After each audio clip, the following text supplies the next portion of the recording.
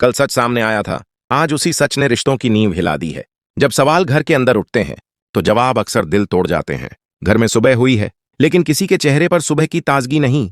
रात के फैसले ने हर इंसान को भीतर से झकझोर दिया है। नहार चुपचाप बैठा है, उसकी आंखें खाली नहीं बल्कि भरी हुई हैं। उसने सच के साथ खड़े होने का फैसला तो कर लिया, लेकिन अब उसे एहसास हो रहा है कि सच के बाद सबसे बड़ा इम्तिहान शुरू होता है। रूही खिड़की के पास खड़ी है। बाहर सूरज निकल आया है, लेकिन उसके अंदर अभी भी अंधेरा है। वह जानती है कि आज अगर वह कमजोर पड़ी तो कल फिर वही सब दोहराया जाएगा। तभी दादी कमरे में आती हैं। उनकी चाल धीमी है, आवाज भारी। पहली बार उनके शब्दों में हुक्म नहीं, पछतावा है।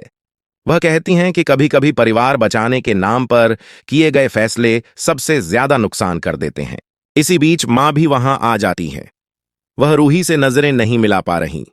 धीरे से कहती हैं कि उन्होंने हमेशा शांति चाही, लेकिन अब समझ आ रहा है कि शांति और सच्चाई के बीच उन्होंने गलत को चुन लिया।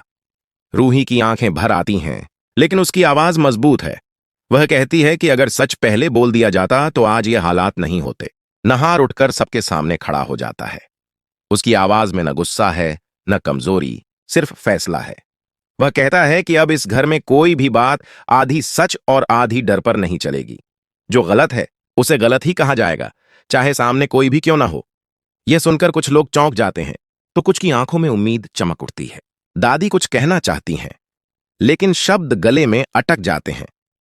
वह मान लेती हैं कि उन्होंने कई बार रिश्तों को संभालने के लिए आंखें बंद कीं, लेकिन आज वही आंखें उन्हें आईना दिखा रही हैं। मां फूट फूट कर रो पड़ती हैं। वह कहती हैं कि उन्हें डर था कि सच बोलने से घर टूट जाएगा, लेकिन अब समझ आ रहा है कि झूठ ने ही घर को खोखला कर दिया।